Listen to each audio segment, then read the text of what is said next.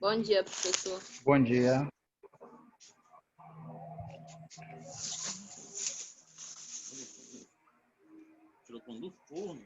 Bom dia, professor. Bom dia. Tá me ouvindo? Ah, sim, agora sim. Tá. Tá visualizando a tela? Estou, professor. Então tá. Bem, pessoal, então vamos dar continuidade. Nós estamos, na última aula nós falamos sobre coleta de materiais. Nós começamos a falar sobre coleta de material de urocultura, cultura de urina. Vimos as diversas formas de coleta, vimos como transporta, o tempo adequado para eu fazer a análise. E terminamos falando aqui de uma segunda amostra, que é a amostra de lesão de pele, né, do sítio pele. Nós não podemos perder o foco principal do local onde nós estávamos trabalhando. Então, quando nós trabalhamos o sítio urinário, na verdade, não podemos perder o foco da fase do nosso diagnóstico. Nós estamos falando de fase pré-analítica, né, onde eu elegi o tópico coleta e transporte de amostras. Nós não podemos perder o foco do local onde essas amostras estão coletadas. Então, por exemplo, no gênito urinário que nós falamos, coleta para urocultura, nós vimos que ela é coletada da bexiga urinária, né, e as diversas formas que eu tenho de fazer a coleta desse local. Tá? Então, tenho que olhar para o ser humano como algo dividido em sítios, porque cada local desse ele vai ter uma condição ambiental diferenciada.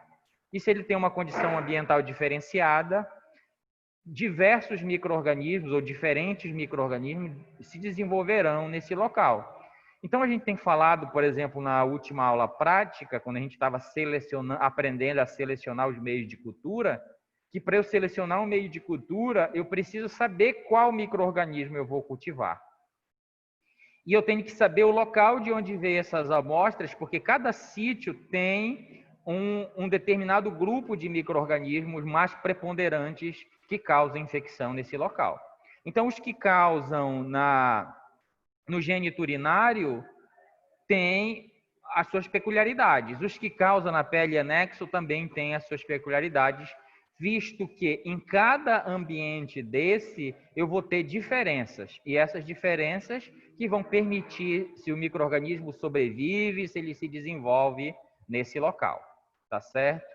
Então, dando continuidade aqui na coleta de material para análise diagnóstico laboratorial microbiológico de lesões de pele, nós vimos lá que eu posso coletar o exudato dessa amostra e eu posso coletar esse exudato de uma lesão superficial, como de uma queimadura, por exemplo. Posso coletar o exudato de uma lesão mais profunda, como uma escara de decúbito, por exemplo. E eu posso coletar de feridas operatórias, como a gente pode ver aqui nessas incisões cirúrgicas. Então, é o exudato desta amostra que eu posso coletar. Mas eu posso coletar também um fragmento do tecido desta lesão para analisar. Foi uma vertente que eu falei para vocês. Então, biópsia no sentido de análise microbiológica é possível. E o que é que eu vou procurar lá? Vou procurar o micro-organismo, vou procurar o agente patogênico que está causando aquela infecção. Tá? Nós não podemos confundir a questão da biópsia para outro tipo de análise. Então, muitas das vezes eu coleto biópsia para fazer outro tipo de análise.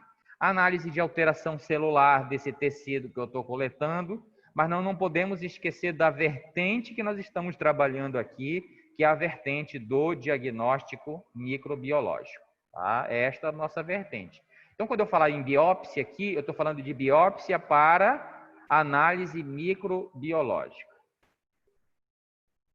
Então, a solicitação virá: solicito análise microbiológica ou biópsia de tecido de escara de decúbito, por exemplo. É assim que veria a análise. Então, análise microbiológica significa que eu vou procurar o meu micro-organismo. Essa coleta de biópsia, nós vimos que eu vou coletar da profundidade da lesão, né, da margem da profundidade. Então, esse fragmento de tecido eu vou tirar da onde? Adianta eu mandar um tecido morto? Não, eu vou mandar um tecido vivo. Eu vou mandar um tecido onde provavelmente eu encontrarei o meu micro-organismo, que é o meu objeto de busca.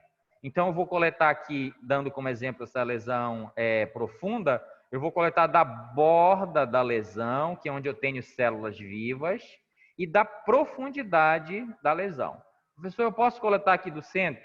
Posso, desde que eu colete da profundidade.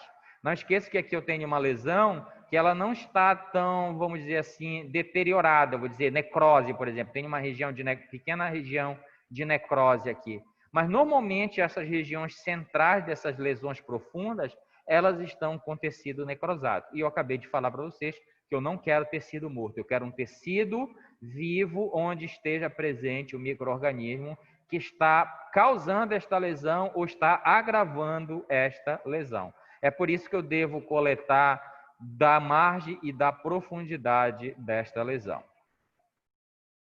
Amostras superficiais não são recomendados, né, se for para bactérias anaeróbias, como nós vimos. Então, as bactérias anaeróbias, aquelas que não conseguem viver na presença de oxigênio, elas não vão viver na superfície desta lesão, elas vão viver na profundidade. E na maioria dessas lesões, na profundidade, são bactérias anaeróbias e é na profundidade que eu vou encontrar. Então, entendam que a importância de eu coletar borda e profundidade da lesão é para que eu traga um fragmento de tecido, para que eu traga uma amostra significativa, para que eu consiga realmente fazer a identificação do meu agente patogênico que está causando ou agravando esta lesão. Eu coloquei uma observação que nós comentamos aqui, não encaminhar somente pus, então eu não quero a secreção que está aqui nesta superfície, né? Eu quero a amostra representativa, que é da margem e da base da lesão. Então, foi isso que nós terminamos falando na última aula. Como é que eu vou fazer a coleta dessas amostras? Então, como nós podemos ver aqui, eu tenho lesões abertas, né? Isso aqui é uma lesão aberta. E eu tenho lesões de pele que a gente considera lesões fechadas. Então, como é que eu vou fazer a coleta de uma lesão fechada e de uma lesão aberta? Então, um exemplo de coleta de amostras de lesão aberta, como nós vimos lá. Eu vou fazer a antipecia da margem e superfície da lesão. Então, aquela lesão profunda que eu falei para vocês, eu vou fazer aqui, por exemplo. Eu vou fazer o quê? A antisepsia. Então, olhe como modifica de uma situação para outra. Olha esta lesão como é totalmente diferente daquela outra que nós vimos lá, daquela escara de decúbito. Isso aqui também é uma escara de decúbito, mas olha como é que ela se apresenta aqui. É uma lesão extensa, é uma lesão profunda. Olha como a região central desta lesão, ela está com tecido morto, esse tecido escurecido é tecido necrosado. Então, não é aqui que eu encontrarei o meu micro-organismo, o meu agente causador ou que está piorando esta lesão. Não, eu vou coletar onde? Da borda e da profundidade desta lesão. Então, quando eu tirar um curativo, porque não entendam que isso não ficará exposto, isso ficará com curativo, fechando, com o uso de alguma substância tópica para melhorar a cicatrização desta ferida aqui. E quando eu retirar esse curativo, esta região aqui, ela estará cheia de exudato. E esta não é uma amostra significativa de lesões abertas. Tanto suave quanto o fragmento de tecido, que no caso é a biópsia. Então, eu vou ter que fazer a antisepsia desta região, limpar, né, lavar com uma solução fisiológica ou qualquer outra substância adequada para limpar. Vou retirar o excesso de exudato e aí eu vou coletar o material, como nós falamos. Então, se eu for coletar, por exemplo, o suave, se eu for coletar a secreção, eu não quero a secreção purulenta. Eu não quero essas células mortas, não. Então, como é que eu faço para minimizar isso? Eu lavo esta ferida, eu retiro o excesso de exudato, de pus que pode ter aqui, e aí eu vou coletar o suave pressionando nessas regiões e trazendo uma amostra um pouco mais profunda. Não esqueça que eu estou falando aqui não de fragmento de tecido, mas de exudato desta lesão. Então, eu não quero aquele exudato inicial, eu não quero pus, eu quero uma amostra significativa. Então, para isso, eu lavo esta ferida, eu retiro o excesso, porque vocês vão de convir para mim que nesta secreção superficial vai estar se desenvolvendo micro-organismos da microbiota desta pele. Não é o micro-organismo que está se desenvolvendo nesta secreção que está piorando esta lesão. É o micro-organismo que está um pouco mais profundo. Então, por isso eu retiro a microbiota. Assim como eu lavei a região genital para coletar a urina, eu vou lavar agora a superfície desta lesão para retirar o excesso de microbiota para coletar uma amostra um pouco mais significativa.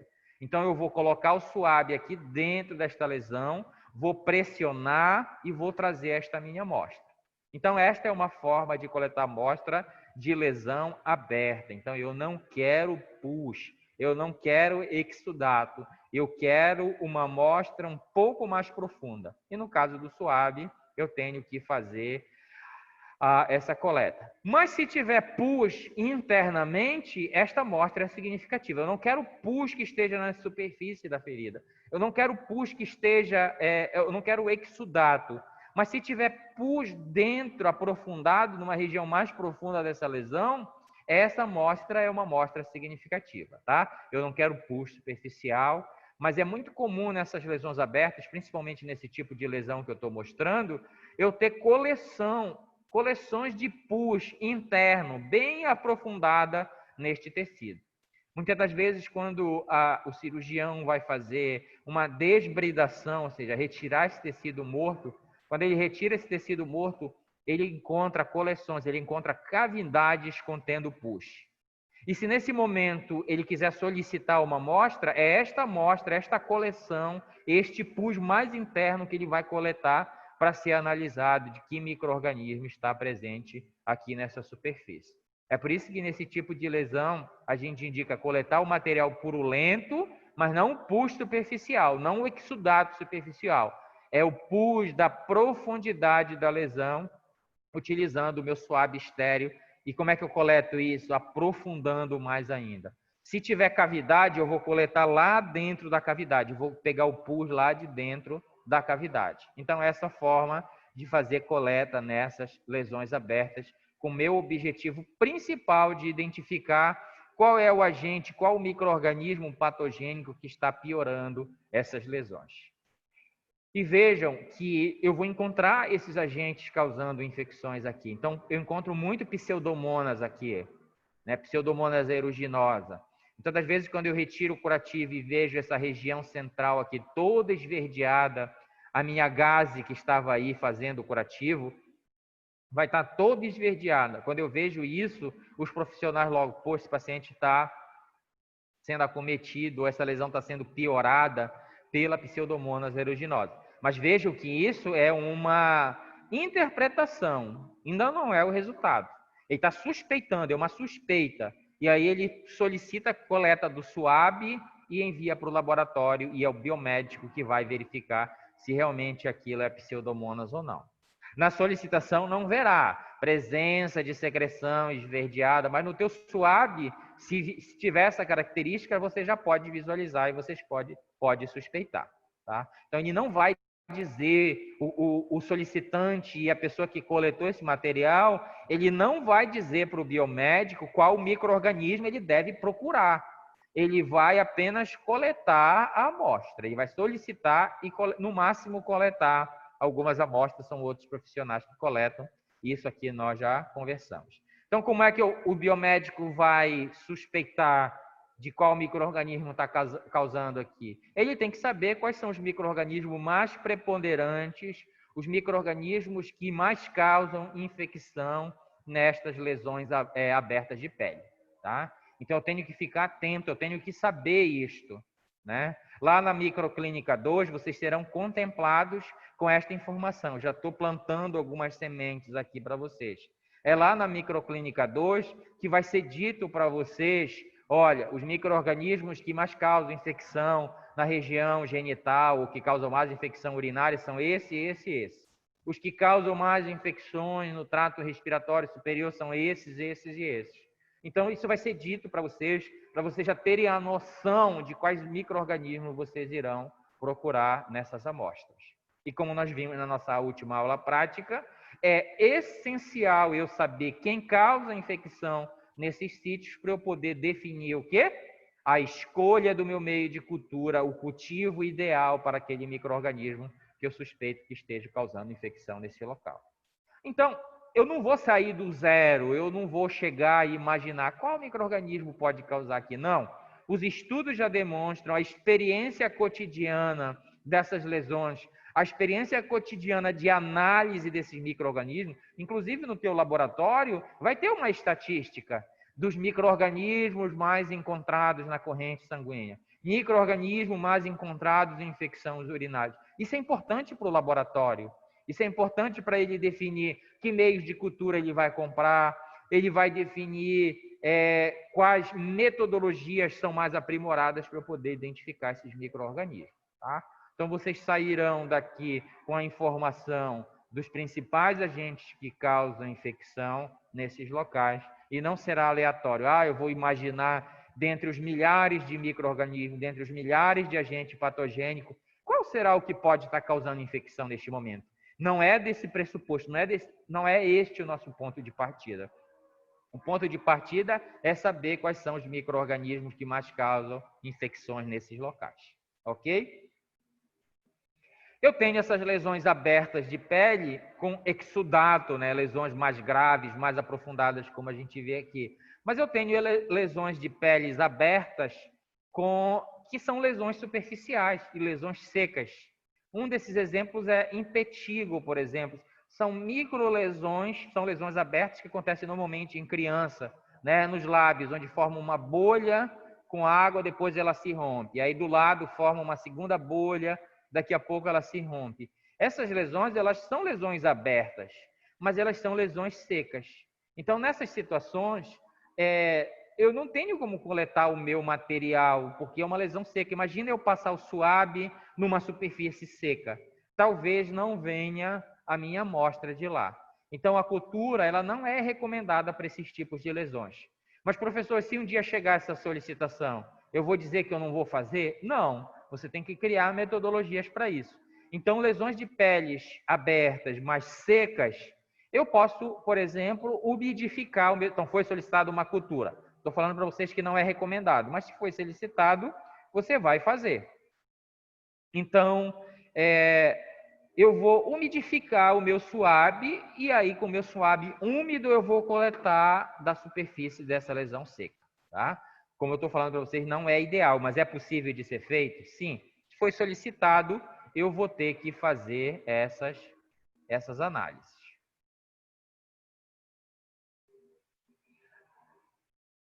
Então, isso aqui que nós falamos é dessas lesões abertas. Mas eu tenho lesões de pele que são lesões fechadas, que a gente chama de lesões fechadas, como a gente pode ver aqui nesse carbúnculo. Olha essa lesão. Ela não está aberta, né? Ela não está ulcerada, ela não tem uma solução de continuidade, como a gente pode ver aqui. Ela está fechada, mas aqui dentro está ocorrendo um processo infeccioso. Então, isso é muito comum da gente ver aqui nessas furúnculo, carbúnculo, né? É muito comum da gente ver essas lesões fechadas. E nós temos isso da nossa experiência do dia a dia. Por exemplo, os furúnculos, né, que a gente é mais comum da gente ver na comunidade no nosso dia a dia, elas são lesões fechadas. Lá dentro está ocorrendo um processo infeccioso. E normalmente elas só melhoram quando esta lesão se rompe ou quando eu faço uma incisão cirúrgica para retirar o elemento que está causando esta infecção aqui, que no caso é o meu micro-organismo. Mas isso aqui não é muito da nossa área. Da nossa área professor, no caso dessas lesões fechadas, e foi solicitado uma cultura, como é que eu vou fazer? Eu vou ter que fazer uma incisão cirúrgica, veja que não, muitas das coisas não é competência do profissional biomédico. Então, uma incisão cirúrgica, por exemplo, é papel de um profissional médico, de um cirurgião que vai fazer esse procedimento. Então, se for ele que fez a incisão e ele que coletou o material, ok, você vai fazer a análise. Mas você tem outras formas. Então, por exemplo, eu posso aspirar o conteúdo que está aqui dentro desta lesão. Então, como é que eu vou fazer? Se eu tenho uma lesão fechada como essa aqui, eu faço antisepsia adequada desta região. Nós não podemos esquecer que nós estamos falando do sítio peles e anexos, e na pele eu tenho, é um sítio altamente colonizado pela presença de diversos micro-organismos de microbiota. Então, aqui na superfície dessa pele tem muita microbiota. E eu já tenho falado para vocês várias vezes que não é a microbiota que eu quero encontrar. Eu quero encontrar o agente causador desta lesão, o agente causador desta infecção.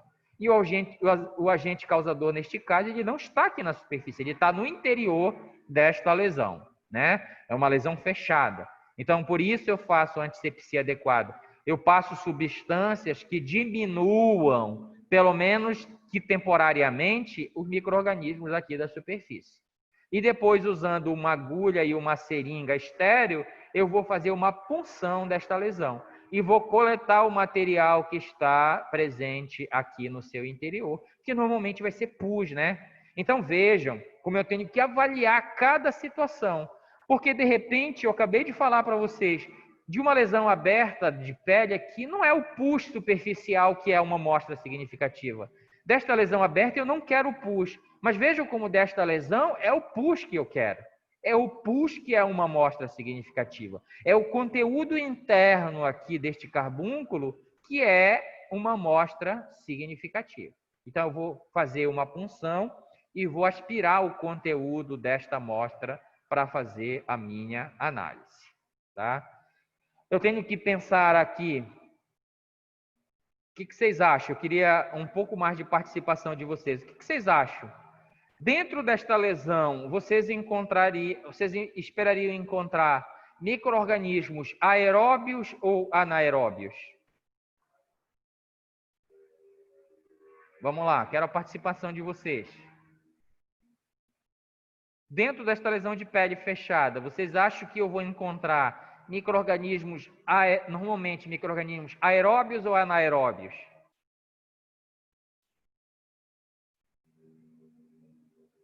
Vamos lá, alguém?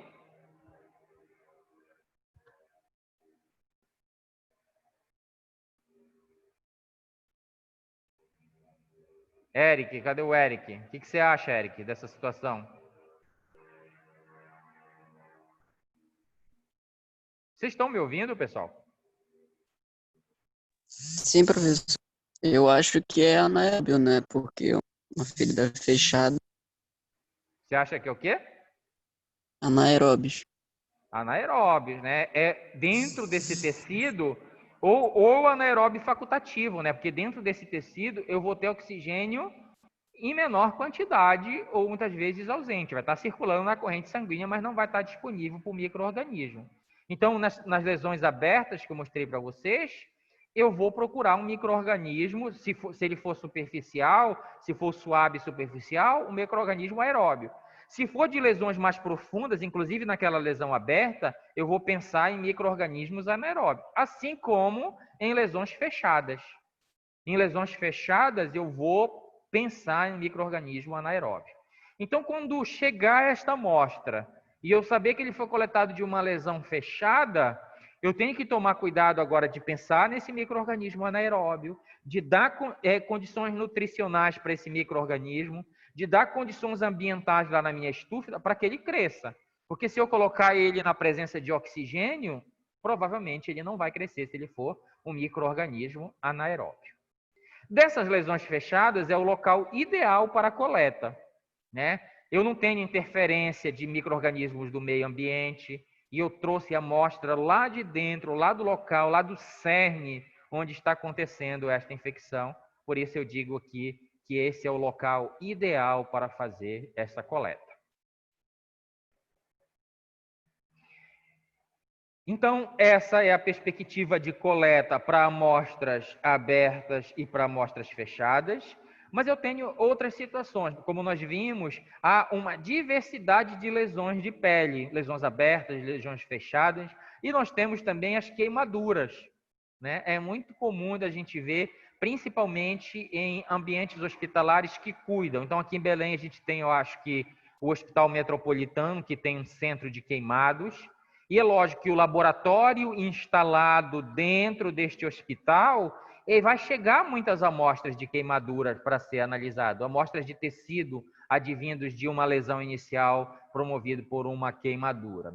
Então, na questão de queimaduras, então vocês precisam saber também como é que é feita a coleta. Então, nós já vimos aqui, como coleta de uma lesão aberta, a escara de decúbito, é muito comum de ter isso no nosso dia a dia, de uma lesão fechada como o carbúnculo, né? Apesar de não ser muito comum essa amostra, mas é possível de chegar para vocês analisar. E agora uma terceira perspectiva que a gente está falando aqui é a coleta de lesões de pele promovidas por queimadura. Você tem que fazer o desbridamento e descontaminação dessa lesão. Então, o biomédico precisa saber, mas normalmente não é ele que vai fazer.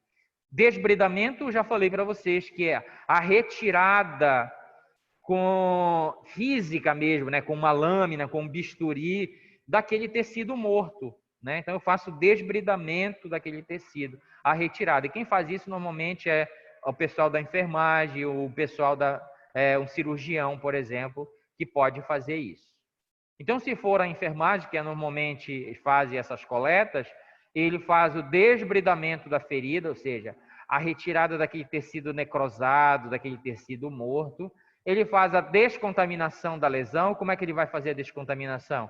Ele vai higienizar, lavar com solução fisiológica aquela superfície da queimadura e aí sim vai coletar a amostra. Ele pode coletar um fragmento de tecido, já falei para vocês, uma biópsia para análise microbiológica. Então, a coleta de fragmento do tecido, que a gente chama de biópsia, é mais indicado para cultura, né? Então, o fragmento de tecido ele é mais indicado, nós vimos, é mais profundamente nesta lesão promovida pela queimadura que vai estar o micro-organismo causador ou agravador desta lesão. Tá? Eu queria fazer um parêntese aqui para vocês. Não esqueça que a nossa pele, que é o sítio que nós estamos falando, ela é um elemento da nossa imunidade inata. Ela é uma barreira entre o ambiente e a parte interna do nosso corpo. Então, se a minha pele está íntegra e um micro-organismo tenta entrar, desde que ele não tenha essa capacidade, ele vai ser retido aqui na superfície da minha pele. Agora, se eu tenho uma lesão de pele promovida por uma queimadura, eu tenho agora essa barreira, essa proteção? Não tenho. Então, qualquer coisa, inclusive micro-organismo do ambiente, pode cair agora e agravar esta situação. Então, eu tenho que tomar cuidado que agora eu não tenho mais essa proteção e a piora. Então, quem foi que causou a lesão inicial? Foi a queimadura. Mas pode haver uma piora desta lesão por uma infecção secundária causada por um micro-organismo? Pode. Então, é nessas situações, nesta suspeita que esteja ocorrendo uma piora da lesão por uma infecção secundária, é que vai ser solicitado essas amostras. Então, o fragmento de tecido é o mais adequado e mais indicado para fazer a cultura, porque é lá, provavelmente, no tecido mais profundo coletado para biópsia, para a nossa análise microbiológica, que vai estar o nosso agente patogênico. Caso não seja possível, eu posso coletar o SUAB, né? O SUAB, nós já vimos, tem que fazer também a higienização, a descontaminação, tem que fazer a retirada do exudato superficial, e eu vou coletar agora de forma mais incisiva com o meu SUAB para trazer essas amostras. Então, pode ser fragmento de tecido ou pode ser o SUAB, nesta situação aqui de queimadura. Eu tenho outras lesões de peles que a gente chama de pústulas e vesículas, né? Então, a pústula é aquela lesão que contém pus no seu interior. Então, o carbúnculo que eu mostrei para vocês, eu posso determinar ele como uma pústula. Ou seja, aqui dentro, com certeza, vai ter pus. É uma lesão fechada que tem pus. E as vesículas seria o exemplo do impetigo que eu falei para vocês, que dá normalmente em lábios de criança, né? Na verdade, em várias regiões, mas normalmente a gente vê em lábios. Então, tem aquela lesão contendo líquido, é uma vesícula contendo líquido e não contém pus. Então, essa é a diferença. Pústula é uma vesícula, é uma lesão fechada contendo pus, e vesícula é uma lesão fechada contendo esses líquidos que diferentes do pus. Tá? Então, como é que eu coleto nessas situações? Então, eu vou selecionar a pústula ou a vesícula intacta, né? Aquela fechada, não pode estar lesionada. Então, como eu falei para vocês, em determinadas situações, isso aqui vai romper, né? Isso aqui vai abrir, isso aqui vai ulcerar. Mas enquanto estiver fechado, é o local ideal de fazer a coleta. Assim também com a vesícula. Eu vou selecionar uma pústula ou vesícula intacta e vou coletar o meu material desse local. Eu faço a antisepsia adequada da superfície e vejam só, não pode romper, né? Eu vou lá com a minha agulha e a minha seringa e retiro o líquido, seja o pus ou seja o líquido presente nas vesículas. Tá? Então, essa é a forma de coletar. Então, eu limpo a superfície e coleto o que está lá no interior, seja da pústula ou seja da vesícula. Na lesão seca, como eu falei para vocês, muitas das vezes, no caso do impetigo, essa lesão vai se romper. Então, mas foi solicitado uma cultura. O que é que eu vou fazer? Antisepsia do local e eu vou passar o suave firmemente sobre esta lesão para trazer. Então, apesar de ser seca, para trazer o material. Ou eu posso adequar, como eu falei para vocês, molhando este meu suave com uma substância estéril e uma substância que não mate os micro-organismos. Então, eu retiro agora com o meu suave desse local. Seja ele seco, pressionando firmemente, ou seja ele molhado também pressionando firmemente. Então, essa seria mais uma forma de coletar dessas lesões fechadas que a gente chama de pústulas ou vesículas. Então, já vimos que nesse sítio há uma diversidade de locais, aliás, de formas de lesões, lesões por queimaduras, lesões abertas, lesões fechadas, e hoje nós vimos a forma que faz a coleta dessas lesões de pele. Tá? O transporte. Então, como é que eu vou fazer o transporte dessa amostra? Então, eu tenho opções aqui. Eu vou ver se eu mostro para vocês os suaves com meio de transporte na próxima aula prática. Então, que a gente vai continuar falando sobre meios de cultura. Então, eu vou ver se eu consigo mostrar para vocês. Então, eu coletei esta amostra através do suave. Então, o suave, eu posso, se eu não tiver o meio de transporte, o meio de transporte é um meio de cultura em que não permite o micro-organismo morrer até que eu possa analisar. Tá? Então, eu coleto o suave e coloco ele dentro de um frasco contendo esse meio, que esse meio preserva, ou seja, mantém os micro-organismos viáveis.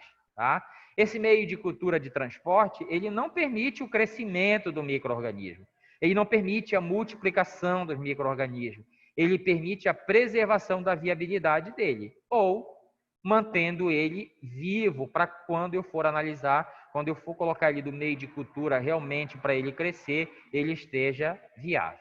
Então, se eu coletei o suave e eu não tenho meio de transporte, eu tenho que encaminhar, tenho que transportar imediatamente este suave para que seja analisado o quanto antes. Mas, normalmente, esses suaves, eles são em meio de transporte. Então, ele é coletado lá da lesão da pele, é colocado no meio de transporte e aí é levado em temperatura ambiente, que a gente considera aqui de 20 a 25 graus, e até 24 horas após a coleta eu posso analisar, desde que ele esteja no meio de transporte. Se não estiver no meio de transporte, eu tenho que analisar imediatamente, tem que analisar o quanto antes.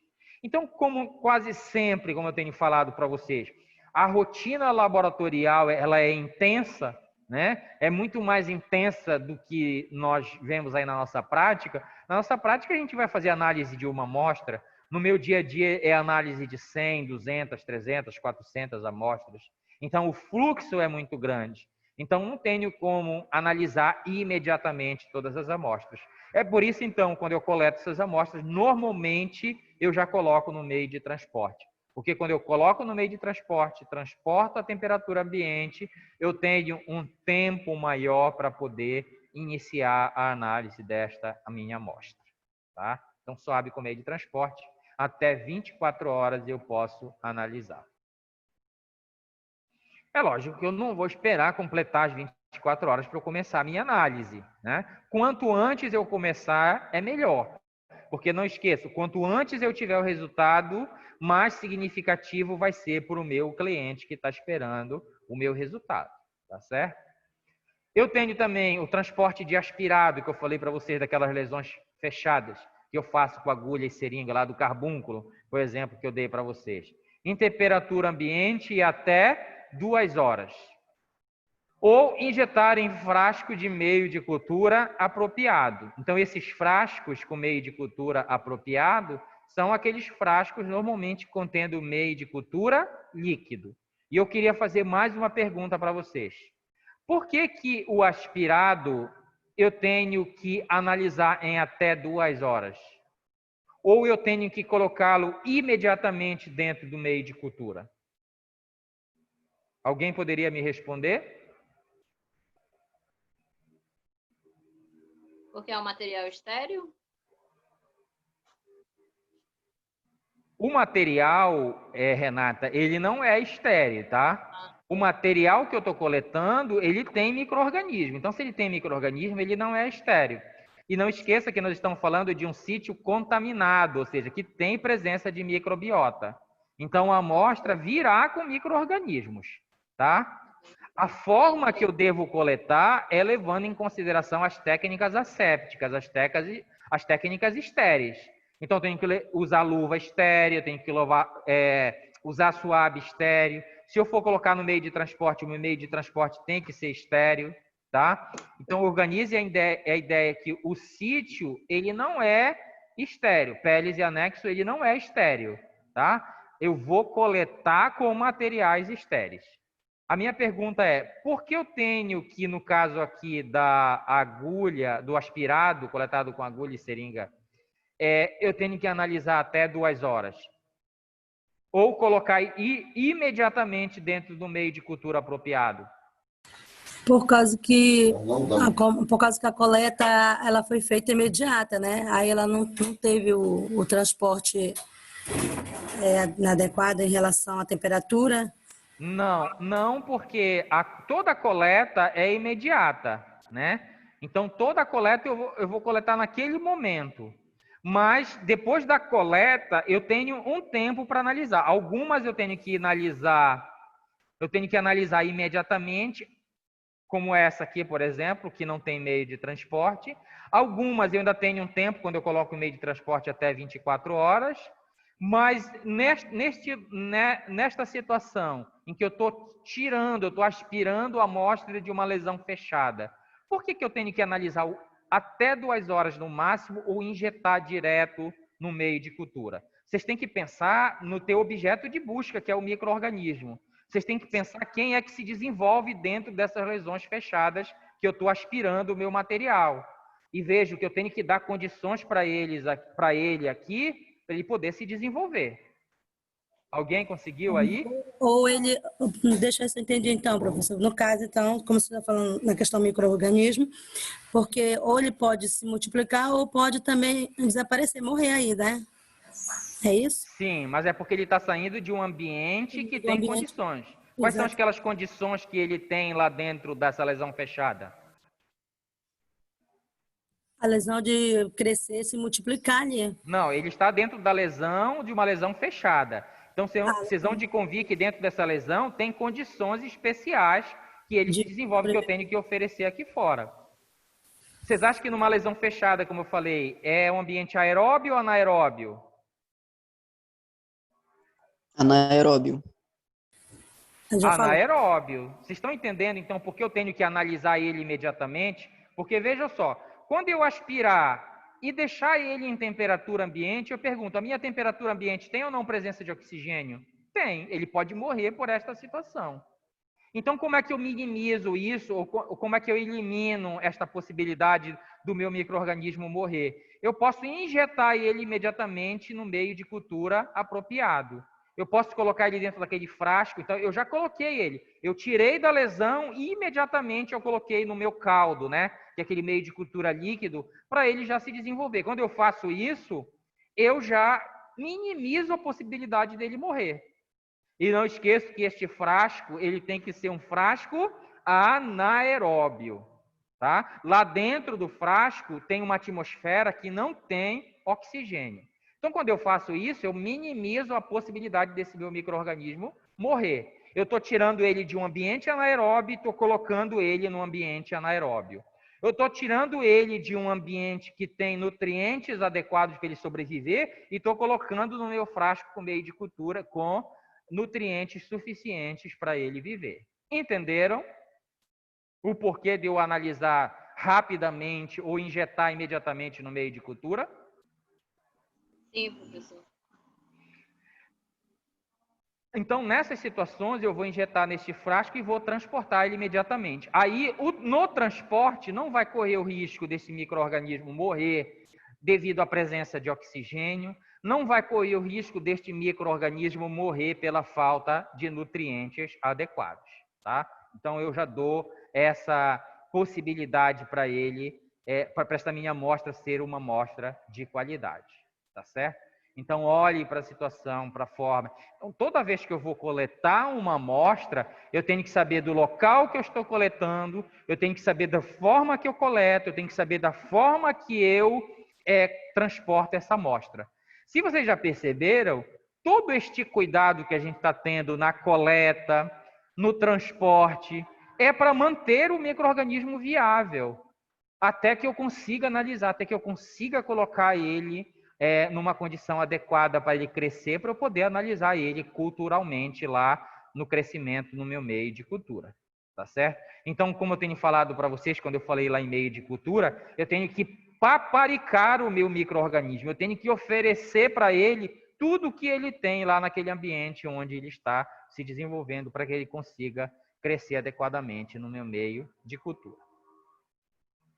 A biópsia em temperatura ambiente e até 2 horas após a coleta eu posso analisar, né? Eu queria fazer um parênteses também na questão de biópsia aqui, porque a gente tem uma ideia empírica do nosso cotidiano ou da nossa realidade cotidiana sobre biópsia. Então, por exemplo, quando você vai fazer uma endoscopia, é coletado um fragmento de tecido lá da mucosa estomacal e é enviado para análise. Muitas das vezes, se for para análise de células, de alterações celulares do tecido, do estômago, ele vai ser colocado num líquido fixador, né, que vai matar aquele tecido. Mas quando é para análise microbiológica, o meu tecido não pode ser transportado numa substância que vai matar o tecido. Porque se mata a célula tecidual, vai matar a célula do micro-organismo que está lá dentro do tecido também. Então, se eu colocar em formalina, por exemplo, não vai servir para análise microbiológica. Então, vamos imaginar uma situação, vocês chegam um dia para trabalhar, chega uma biópsia, um fragmento de tecido para fazer cultura, e aí esta amostra foi coletada e está em formalina, está em formol. Então, você, como biomédico, nesse momento, vai rejeitar esta amostra, porque ela não serve para cultivar. Tudo que está presente naquele tecido, inclusive o micro-organismo, está morto. Tá? Então, não vai adiantar eu fragmentar esse tecido, fazer um macerado desse tecido, semear no meu meio de cultura, que não vai crescer nada, porque tudo está morto. A célula do tecido, a célula do micro-organismo que eu estou procurando ali. Tá? Então, eu analiso aqui pontualmente. Chegou a minha amostra, como eu falei para vocês, no momento de biópsia não é vocês que coletam, eu tenho que ver se está em algum líquido, eu tenho que saber qual é esse líquido. Se é um líquido de transporte, se é uma substância nutritiva, ok. Mas se for formalina, se for substâncias que matem o tecido e o micro-organismo, não vai adiantar de novo. É uma amostra não significativa, tá? Só para chamar a atenção de vocês. Então, muitas das vezes, quem não tem experiência, coloca em formol, coloca em álcool, né? Coloca em substâncias que fixe aquilo. Então, para microbiologia, aquilo não serve. Agora, quando for para outro tipo de análise da célula, análise do tecido, Análise, esse tipo de análise aí, que inclusive pode ser feito pelo biomédico, aí serve, mas para a nossa vertente aqui, que é análise microbiológica, ela não vai servir, tá? Então fique com essa ideia, porque se eu fizer isso, eu vou perder o meu tempo e vou perder o meu material. Ok? Então, nós já falamos aqui de 2 sítios, de 2 locais, do gênito urinário, né, coleta de urucultura, e já falamos de peles e anexos. E agora, ratificando novamente, nós estamos na fase pré-analítica, nós elegemos a coleta e o transporte de alguns materiais biológicos para mostrar para vocês como é feito estas análises.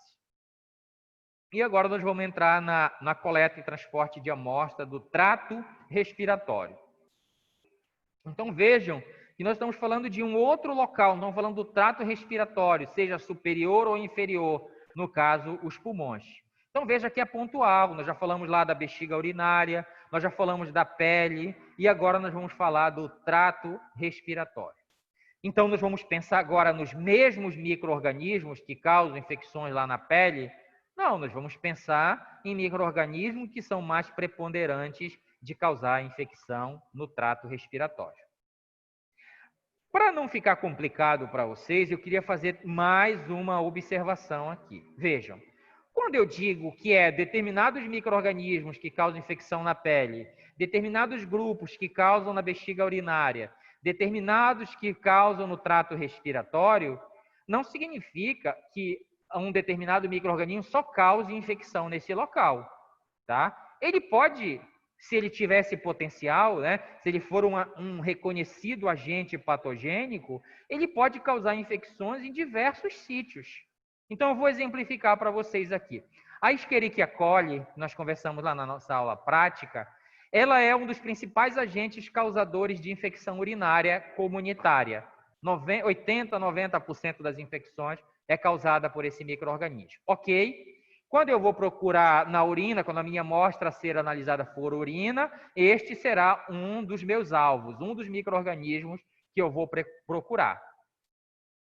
Mas este mesmo micro-organismo, Escherichia coli, ele pode cair naquela lesão de pele que eu mostrei para vocês lá e piorar a infecção. Então, a Escherichia coli causando infecção lá na ferida aberta que eu falei para vocês. Então, vejam que agora é o mesmo micro-organismo, mas que está causando infecções em diversos locais, na bexiga urinária e na pele, lá naquela lesão aberta. Inclusive, este micro-organismo pode causar infecção respiratória, desde que ele seja levado para lá, tá, pessoal? Então, por exemplo, lá na bexiga urinária, ele precisou ser carreado para lá, a Escherichia coli precisou ser levado. Não esqueça que a fonte dela, que nós conversamos lá na aula prática, é fezes.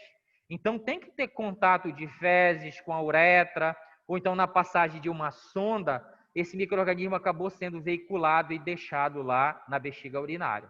E quando ele é deixado lá, ele tem potencial de causar infecção. No caso da nossa escara de decúbito, da nossa lesão de pele aberta, nós vimos naquela lesão, vou voltar aqui para vocês só para mostrar, para a gente ter uma ideia mais aprimorada disso. Olha como esta lesão de pele está muito próxima ao ânus, onde tem fezes, onde a Escherichia coli vai estar presente com certeza. Então, ela está daqui a pouco, essa Escherichia coli vai estar dentro desta lesão aqui, piorando esta lesão, causando um processo infeccioso. E por aí nós já vemos que 2 locais que ela causa infecção. No trato respiratório, professor, como é que essa Escherichia coli vai sair das fezes e vai chegar lá no trato respiratório? Veiculado. Então, de repente, um profissional estava manipulando aquela ferida ali, né? Não esqueça que essas feridas, normalmente, elas vão acontecer em ambiente hospitalar. Então, eu tenho um profissional manipulando esta lesão, que estava a Escherichia coli, ou manipulando a região, fazendo a higienização do paciente, e a luva dele está contaminada agora com fezes, onde está a Escherichia coli. E aí, nesse momento que ele está fazendo esse procedimento, o paciente se enche de secreção, porque normalmente é um paciente intubado, e aí ele vai aspirar, né, ao mesmo tempo, sem tomar a precaução de lavar as mãos, de trocar, de colocar uma luva estéril. Então, quando ele insere a sonda no trato respiratório do paciente, ele acaba veiculando esse micro-organismo, tá? Então, amplifique a ideia de vocês de que não é o micro-organismo ativo, normalmente não é o micro-organismo ativamente que vai procurar esses locais para ele se desenvolver. Ele é carreado, ele é levado para essas regiões. E ele, quando ele é levado para determinada região, se ele tiver o potencial de se desenvolver nesse local, ele vai se desenvolver. E a maioria dos patógenos tem esse potencial de causar infecção em diversos locais. Um exemplo que eu estou dando aqui para vocês é a Escherichia coli. Ela pode causar infecção urinária, infecção de pele, infecção da ferida cirúrgica, né? Infecção do trato respiratório pode causar uma pneumonia, tá? Então, eu estou só exemplificando para vocês não acharem que, olha, o professor me falou que são só esses aqui que causam infecção neste determinado local. Não, tem outros micro-organismos e pode causar infecção em diversos locais, né? A Staphylococcus aureus é um outro exemplo, que é um micro-organismo muito comum da gente encontrar no nosso dia a dia, na nossa análise microbiológica. Ele pode causar infecção urinária, ele pode causar infecção de pele. Nós acabamos de ver o carbúnculo, o furúnculo ali, normalmente é causado por Staphylococcus aureus. Ele pode causar pneumonia, mas desde que ele seja veiculado, desde que ele seja levado para este ambiente. Ok? Então, fazendo essa observação, agora nós partiremos para um outro sítio, que é o trato respiratório. Nós precisamos entender, antes de qualquer coisa, que o trato respiratório ele é dividido em duas partes. O trato respiratório superior e o trato respiratório inferior. Então, o trato respiratório inferior, normalmente a gente entende como o pulmão. E o pulmão é estéril. Já o trato respiratório superior, ele é colonizado por uma diversidade de micro-organismos, tá? Então, essa primeira ideia nós temos que ter em relação a este sítio. Professor, por que eu preciso saber se o sítio é contaminado, se tem presença de microbiota ou não tem? Porque no momento da sua coleta, você não quer trazer a microbiota do trato respiratório. Você quer trazer o quê? Você quer trazer o micro-organismo, você é coletado do local onde está ocorrendo o processo infeccioso. Então, por exemplo, na situação que a gente está vivenciando do Covid-19, quando a gente vai fazer a PCR para identificar se o micro-organismo está presente, onde é que ele coloniza inicialmente, onde é que ele infecta inicialmente? Trato respiratório superior. E depois que ele descende, depois que ele vai para o pulmão. É por isso que nós já podemos ver, né, é o assunto mais preponderante no momento é esse, a gente vê nas reportagens o pessoal coletando um suave. Eles inserem o suave totalmente no nariz, coletando lá da nasofaringe, né? É o local onde esse micro-organismo vai estar presente. Ele não vai coletar o suave da bochecha, ele não vai coletar o suave da língua, não. Ele coleta de uma região mais aprofundada. Então, ele insere o suave mais aprofundado e coleta lá da nasofaringe, e o outro ele insere e vai coletar de uma região mais profunda lá próximo das amígdalas. É de lá que ele vai trazer esse material para ver se nesta amostra que ele coletou está presente o material genético do vírus ou não. Então, eu entender que o meu trato respiratório superior é contaminado, quando eu for coletar o suave, eu não vou encostar ele em diversas regiões, porque se eu encosto em diversas regiões, eu estou trazendo micro-organismos de diversas regiões. Não. Então, se eu suspeito de uma amidalite, eu vou coletar lá da amígdala. Então, vou tomar cuidado, vou pedir para o meu cliente abrir bastante a boca, colocar a língua para fora e vou inserir o meu suave, tomando cuidado para não encostar nem na língua e na bochecha. Vou coletar lá da amígdala especificamente, que é onde eu suspeito que esteja ocorrendo a minha infecção, que é onde provavelmente estará presente o meu micro-organismo que eu quero fazer a identificação. Então, a coleta dessas amostras do trato respiratório superior, a gente não está falando do pulmão, está falando do trato respiratório superior. Quais são esses materiais que eu coleto? Secreção orofaringe, secreção nasofaringe, que eu falei para vocês no caso do Covid-19, né? Secreção nasal, punção de seios paranasais. Os seios paranasais são cavidades ósseas que ficam presentes na nossa face, nesta região aqui, né? Quem tem alergia, quem tem sinusite, sabe muito bem onde fica localizado esses seios paranasais, porque eles ficam com ardência, com dor, porque fica lá um processo infeccioso ou uma resposta imunológica acontecendo. Então, também pode ser os seios paranasais, pode ser o raspado de lesão de boca, desde que seja solicitado, né? Aquilo especificamente, solicito cultura de lesão de bochecha. É lá que você vai coletar, né? Das tonsilas. Então, vocês veem aqui que é diversas regiões que eu vou coletar este meu material. São diversos materiais que eu vou coletar. Então, se é nasofaringe que está sendo solicitado, solicito cultura de secreção nasofaríngea.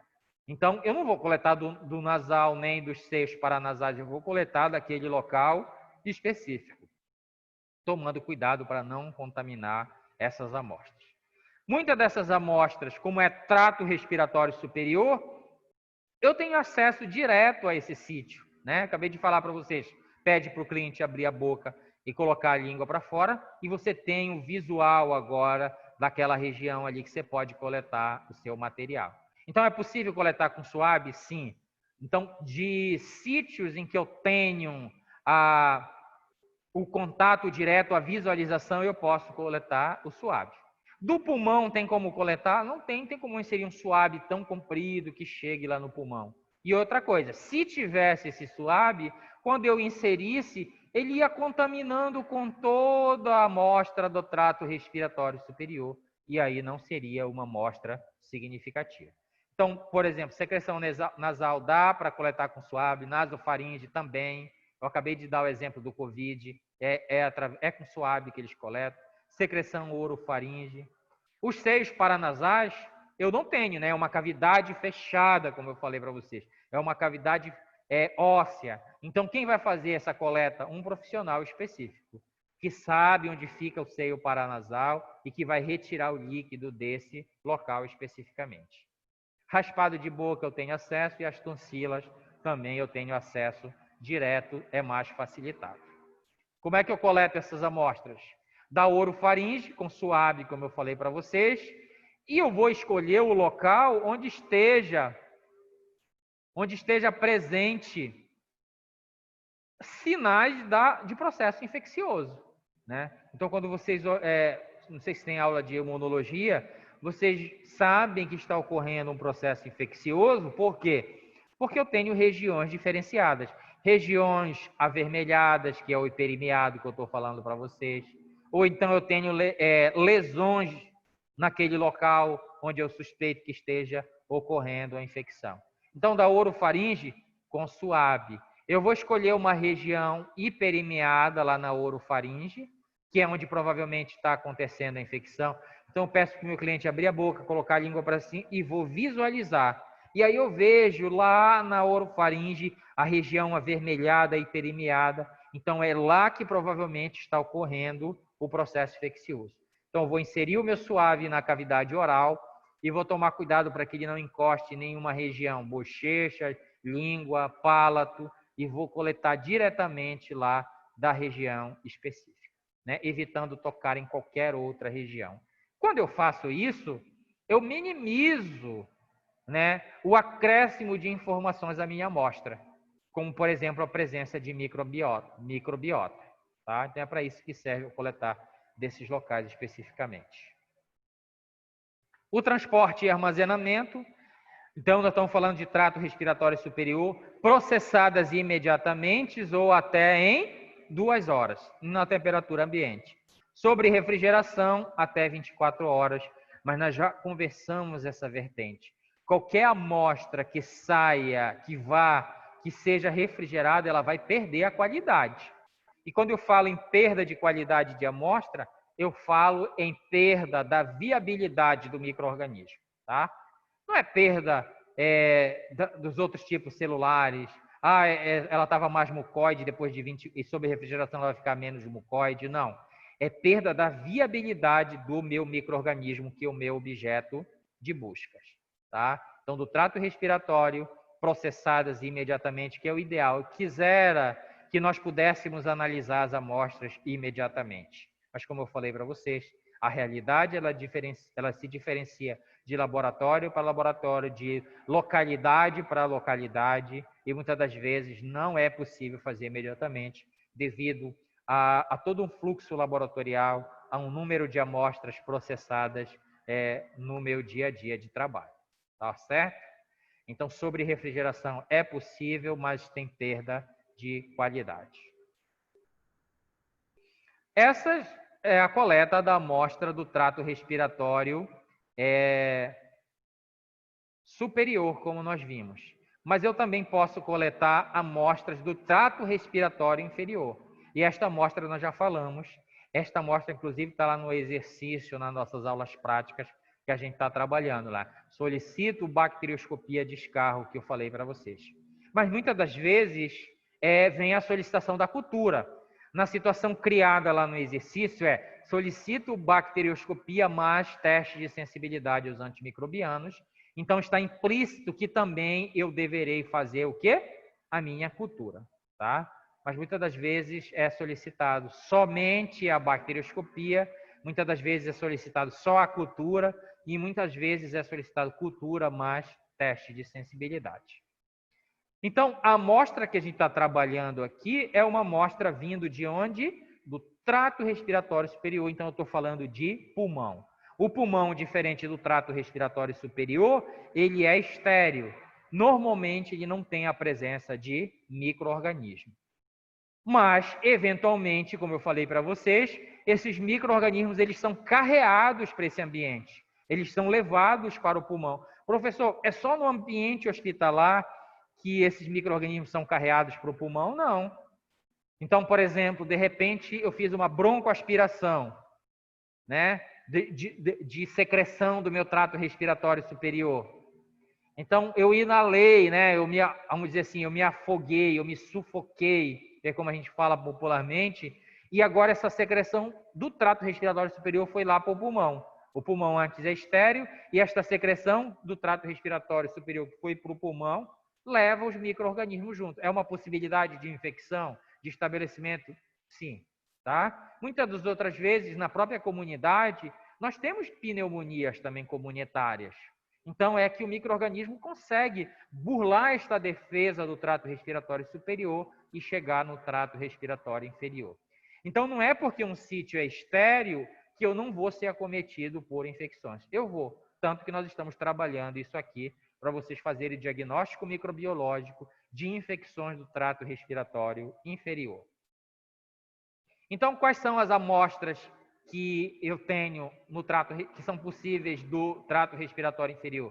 O primeiro deles é o escarro, é o mais comum da gente visualizar no nosso dia a dia, né? Inclusive na própria comunidade, o meu cliente ele vai coletar essa amostra sob minha orientação. Então, escarro, aspirado traqueal, e aí nós já estamos falando de uma região mais aprofundada, mais próximo do trato respiratório superior, e aí aspirado traqueal a gente considera a amostra do trato respiratório inferior. Lavado broncoalveolar, eu acho que é o grupo da Renata que está com essa amostra, né, com essa perspectiva, com esta solicitação. Então, lavado broncoalveolar, nós já conversamos lá também, é uma amostra lá do pulmão, né? Eu tiro lá dos alvéolos pulmonares, eu tiro lá do pulmão a amostra para analisar. Então, o endoscopista que está analisando aquela região pulmonar ali, ele vai jogar uma substância e vai coletar aquele material. Isso a gente chama de lavado broncoalveolar. A gente tem também o escovado broncoalveolar. Então, lavado, a gente já entende que eu vou jogar um líquido e aspirar ele. E esse líquido aspirado é que vou colocar no frasquinho para ser analisado. O escovado broncoalveolar, esta mesma cânula endoscópica que está lá dentro do pulmão, ela tem possibilidades de ser inseridos junto com ela diversas outras substâncias, inclusive pequenas escovas. Né? Então, eu posso inserir através dessa cânula uma escova e que eu vou literalmente, através dessa escova, varrer a superfície do pulmão e aí eu trago esta escovinha para ser analisada, né? Ou então depois eu faço uma suspensão dessa substância, dessa amostra que foi escovada do pulmão e é isso que eu chamo de escovado brônquico, né? É uma escova, literalmente. Lógico que é uma escova delicada, é uma escova com cerdas bem delicadas, porque não esqueço que eu estou fazendo a coleta. Igual é feito coleta de amostras do colo do útero também. E tem umas escovas que eu coloco diretamente lá no colo do útero e rotaciono ela para trazer essas amostras. Então, há um certo incômodo? Há. Mas não esqueça que esse paciente aqui, para ser coletada esta amostra com uma cânula endoscópica lá do pulmão, ele vai estar sedado. Ele tem que estar sedado, porque não tem como coletar de outra forma, né? Colocar uma cânula dentro do pulmão de uma pessoa consciente não vai progredir, não vai dar certo e vai promover diversos agravantes. Eu posso causar lesões aí devido, né, à minha resposta aos estímulos que serão produzidos nesse pulmão, né? Então, no caso aqui, essa escova para coletar o escovado brônquico, ela será uma escova lábil, mas o meu paciente ele estará sedado. Eu posso coletar uma biópsia brônquica, então eu já estou com a cânula lá, eu tenho também a possibilidade, né, tem como eu colocar na ponta desta cânula uma tesoura, né, uma pinça em que eu consiga pegar um fragmento deste tecido. E aí, quando eu pego fragmentos de tecido, eu tenho o que a gente chama de biópsia brônquica. E eu volto a repetir novamente para vocês, não podemos confundir biópsia no sentido de analisar celularmente aquele tecido para ver se tem alterações. Eu não posso confundir com biópsia no sentido do diagnóstico microbiológico. Então, nesse sentido aqui, este fragmento de tecido lá dos brônquios, lá do pulmão, será para analisar se dentro deste tecido tem a presença ou não de micro-organismo, no caso, o nosso agente patogênico, tá? Pode ser punção pulmonar também, isso acontece e é mais comum do que nós possamos imaginar. Então, tem alguns pacientes que têm acúmulo de líquido, que a gente chama de derrame pleural. É um líquido que fica entre a película que reveste o pulmão e o próprio pulmão em si. Então, aquela película se afasta e o líquido fica acumulado aqui. Então, nesta situação, eu consigo definir que tem esse líquido acumulado por exames de imagens. Eu vejo, opa, tem um derrame pleural aqui. Ou seja, entre a pleura e o pulmão tem líquido acumulado ali. E isso precisa ser drenado, né? Precisa ser retirado este líquido, porque nós não podemos esquecer que o pulmão, ele tem a sua plasticidade, né? Ele tem que se movimentar para poder fazer as trocas gasosas. Se tem líquido acumulado em toda a região do pulmão, essa maleabilidade do pulmão, ela é prejudicada. E eu preciso retirar esse líquido. E esse líquido eu posso fazer através de uma incisão cirúrgica lateralizada aqui, normalmente no tórax, e aí eu ponho um dreno lá para retirar esse líquido, né? Isso é muito comum em ambiente hospitalar. Ou então, eu posso drenar com uma seringa e agulha. Então, eu vou lá, lógico, tem uma seringa maior, tem que ser uma agulha maior para poder ter acesso ao pulmão, né? Então, eu vou lá com a minha agulha e aspiro este líquido. A aspiração desse líquido serve tanto para o pulmão voltar à sua funcionalidade de troca gasosa adequada, quanto para eu coletar esta amostra. Então, essa punção pulmonar, ela vai retirar o líquido que está acumulado lá no pulmão, né? Entre a pleura, que é a película que reveste, e o próprio pulmão. Então, pode chegar isso para vocês? Pode. Vai chegar assim, solicito cultura de líquido pleural. É esta solicitação que vem. E aí você já sabe que vem lá do pulmão, não é de dentro do pulmão, normalmente é de onde? Entre a pleura e o próprio órgão que vem esta amostra para vocês analisarem. A biópsia pulmonar, como acontece, por exemplo, pode acontecer através de uma endoscopia, que é dentro do pulmão, e aí eu chamo de biópsia brônquica, eu estou tirando lá do brônquio, ou pode ser uma biópsia pulmonar de um fragmento do pulmão. Então, eu vou fazer uma cirurgia para retirar um lóbulo pulmonar, por exemplo, que estava fibrosado. E aí, nesse momento, retira-se um fragmento e vai analisar para ver se ali tem micro-organismo. Então, vejam como é diversa também a possibilidade de coleta de amostras do trato respiratório. Algumas dessas são mais comuns do que outras. Essas aqui que eu estou falando para vocês, normalmente ela vem de ambiente hospitalar, a grande maioria. A mais comum da comunidade é o escarro que a gente tem conversado, né? Então, o escarro é uma das amostras mais comuns que vem da comunidade e que vem lá do trato respiratório inferior. E como eu tenho falado para vocês, vocês têm o papel preponderante na aceitação e na rejeição desta amostra. Então, por exemplo, levando em consideração essas amostras do trato respiratório superior, vamos conversar um pouquinho nessa questão do que é uma amostra aceitável e uma amostra inaceitável. Então, vamos lá. Para o escarro, qual é uma amostra aceitável de escarro? É aquela amostra que tem realmente uma secreção vinda do pulmão, né? Aquela secreção verde, amarelo, esverdeada, né? Eu sei que aquilo veio literalmente do pulmão. Então, nesta situação, quando eu olho e vejo esse tipo de amostra, eu digo, olha, essa amostra é uma amostra aceitável e eu vou dar continuidade à minha análise.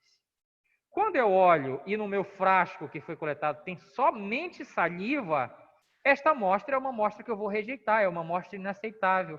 É uma amostra que veio de onde? Do trato respiratório superior e não do ponto que eu quero analisar se está ou não ocorrendo infecção, que é o trato respiratório inferior, que é o pulmão. Tá certo? Então, neste caso, vem só saliva, eu rejeito. Veio a secreção esverdeada, é uma amostra aceitável, é uma amostra significativa. Do aspirado traqueal, quando é que eu aceito esta amostra? Quando ela realmente vem do local, né? Lá da região específica que eu quero coletar. E aí, quando é que eu não aceito? Tem como eu definir, professor? Nesta situação, não tem como definir especificamente se veio realmente daquele ponto específico. No caso do escarro, eu tenho como saber isso, né? Eu tenho como saber porque eu estou visualizando. Se é só saliva, eu vou inaceitar. Se esse escarro foi coletado por mais de 24 horas, olha o que eu falei para vocês, trato respiratório superior, eu tenho que, aliás, trato respiratório tem que analisar em até 2 horas. O ideal seria imediatamente ou até 2 horas. Passou de 24 horas, esta minha amostra de escarro, ela vai estar prejudicada, né? Os meus micro-organismos que estejam presentes, mesmo o patógeno, ele vai se multiplicar e isto vai me dar um resultado alterado. Eu vou dizer, por exemplo, que ele está em abundância, que tem 2 cruzes, 3 cruzes, mas na verdade não é representativo do que está acontecendo lá no pulmão. Ele está nesta grande quantidade porque eu deixei ele muito tempo e durante esse período as células acabaram se multiplicando, as células dos micro-organismos, tá? Do trato respiratório, novamente, outra amostra inaceitável. Suave endotraqueal, né? Então, suave endotraqueal, ela é uma amostra inaceitável. Por quê? Porque eu vou estar trazendo uma amostra e eu não sei se esta amostra ela está vindo do meu trato respiratório superior ou inferior, vindo que esta região ela fica numa região intermediária. E como eu falei para vocês, o suave, ele tem como chegar lá no trato respiratório inferior? Não tem, né? Então, o suave ele vai coletar amostras normalmente do trato respiratório superior. Então, é uma amostra não significativa se eu estiver pensando em analisar trato respiratório inferior. Tubo ou cânula endotraqueal. Em ambiente hospitalar, normalmente, se o paciente tem algum problema respiratório, não está conseguindo respirar, ele é entubado, é colocado um tubo pela sua boca e vai ficar lá na bifurcação da traqueia, vai ficar esta cânula e um respirador artificial, um respirador mecânico, vai fazer este fluxo de ar. Vai fazer a funcionalidade do pulmão, que é fazer a troca gasosa. Então, é um equipamento que vai fazer, às vezes, do pulmão. Então, esse tubo ele vai estar lá na bifurcação do pulmão. E se for uma cânula endotraqueal, que é a cânula de traqueostomia que a gente fala, é uma cânula bem pequenininha, ela ficará será feita uma incisão cirúrgica aqui no pescoço e essa cânula será inserida. Então, ela não terá diretamente lá no pulmão. Lógico que a função dela é também fazer a respiração e pode ser feito pelo equipamento, como eu falei para vocês, que vai fazer às vezes do pulmão. Só que eu coletar amostras da cânula ou do tubo vai me prejudicar, de repente, vai prejudicar a minha análise, porque esses micro-organismos presentes nesta cânula ou na extensão desse tubo vão ser micro-organismos da microbiota, vão ser micro-organismos advindos da manipulação daquele tubo, porque, como eu falei para vocês, ele será manipulado, será aspirado, né? Será feito diversos procedimentos ali naquela região. Então, não é uma amostra muito adequada. Mas, como eu tenho falado para vocês, algumas vezes nós aceitaremos a amostra com restrição, porque nós não teremos acesso. Então, se não tem como eu coletar do pulmão diretamente, muitas das vezes eu aceito essa amostra. Aí o fisioterapeuta vai lá e coleta a amostra da cânula ou do tubo endotraqueal. Então, ele é orientado a minimizar a coleta de amostras que estejam colonizadas por micro-organismos na extensão desse tubo. Então, como é que ele faz para minimizar isso? Ele faz uma aspiração do tubo, ele faz a aspiração da secreção que está contida na extensão do tubo. Depois dele fazer essa primeira aspiração, ele troca a sonda, continuando com uma sonda estéril. Ele vai estimular o paciente a produzir secreção, ou a tossir, por exemplo. Quando a gente tosse, a gente produz secreção. No caso do paciente, ele vai estimular o tórax desse paciente, para que esse paciente estimulado traga a secreção que está lá no pulmão para a extensão desse tubo. E aí ele vai coletar essa amostra da cânula ou do tubo. Mas vejam que ele tomou cuidado para não coletar o que estava no trato respiratório superior. Ele tirou a secreção inicial que estava no tubo, estimulou a produção da secreção pulmonar e agora ele coleta esta secreção. E aí ele coleta num frasco com circuito fechado, tudo direitinho, tudo estéril, e normalmente no dia a dia de trabalho de coleta é chamado de bronquínio, né? Bronquínio porque é a secreção que vem lá dos brônquios, lá do pulmão. Então é isso que é feito para minimizar. Então, uma amostra que anteriormente era considerada uma amostra inaceitável, hoje eu vejo acontecendo esse tipo de coleta, esse tipo de análise, tá? Então, nós precisamos ficar atentos para as atualizações, atento, porque em determinado momento eu falo algo, mas daqui a pouco pode mudar. Nós sabemos que o conhecimento ele muda de uma hora para outra. Então, essas coisas elas são ajustáveis. Então, aqui é possível eu fazer essa coleta de cânula ou tubo endotraqueal, porque é o meu paciente do ambiente hospitalar, eu não vou ter acesso com facilidade a esta amostra, eu aceito. Professor, eu posso colocar aceito com restrição? Você pode colocar uma observação, né, que esta amostra veio da cânula ou do tubo endotraqueal. Professor, eles vão dizer para mim que foi coletado da cânula ou do tubo endotraqueal? Não. Mas quando chegar o frasquinho do bronquínio, você já sabe que essa amostra foi coletada do tubo ou da cânula endotraqueal, tá? Então, o ideal era que viesse essa informação, mas não vem, né? Vem a amostra coletada. Então, vai chegar lá, solicito cultura de secreção endotraqueal. É isso que vai chegar para vocês. Mas você sabe que foi através que foi coletado da cânula ou do tubo, porque aquele teu paciente é de ambiente hospitalar e porque veio lá no frasco que a gente denomina popularmente de bronquínio. Ok? A próxima seria a corrente sanguínea, mas eu vou iniciar na outra aula, para a gente não ficar quebrado aqui. A gente inicia na próxima aula falando do transporte de amostras da corrente sanguínea, tá? Até agora nós já contemplamos 3 sítios locais de coleta de amostras. Gênito urinário ou bexiga urinária. Nós falamos de peles e anexos. E agora nós falamos de trato respiratório. Na próxima aula a gente inicia falando do quarto, que é a corrente sanguínea. Aqui na corrente sanguínea tem um grupo também que vai trabalhar especificamente com isso.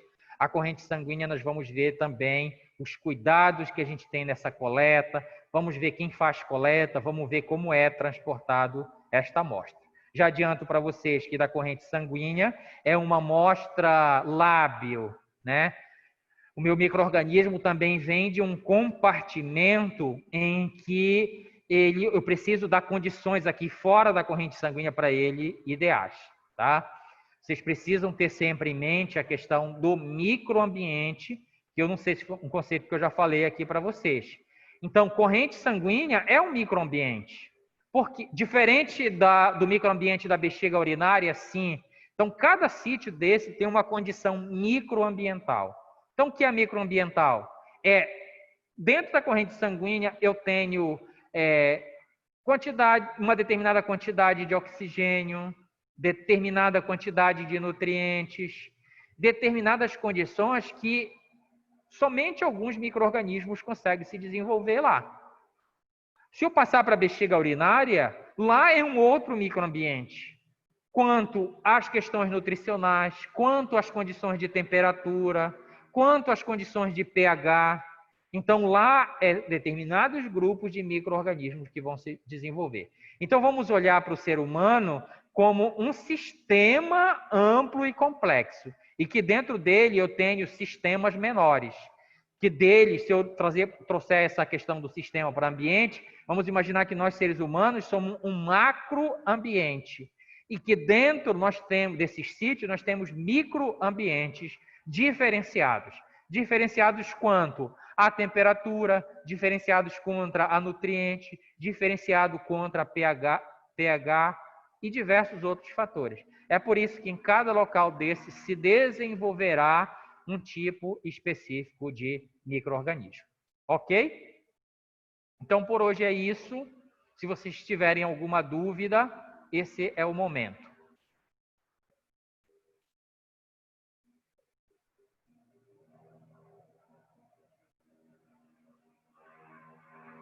Deixa eu ver se tem alguma pergunta aqui. A Eu Vina não tenho dúvida. Tá. A Vina respondeu aqui, micro-organismos anaeróbios, tá? Essa aqui é a resposta.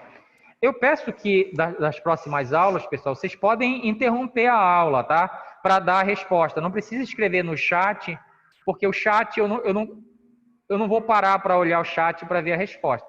Então vocês podem ligar o áudio de vocês e parar. Não me atrapalha de jeito nenhum no desenvolvimento do assunto, tá? Então quando eu solicitar alguma pergunta de vocês, procurem não colocar no chat, procurem responder sem problema nenhum. Ok? Professor, é porque aqui do Diga. lado de casa está tendo uma construção, aí fica barulhento. Ah, entendi. Então a gente faz assim, a gente responde diretamente para quem perguntar, mas aí o chat eu só vou olhar no final da aula, como eu olhei agora, tá? Ok. Tá certo, então. Então é isso, bom dia para vocês. Bom dia.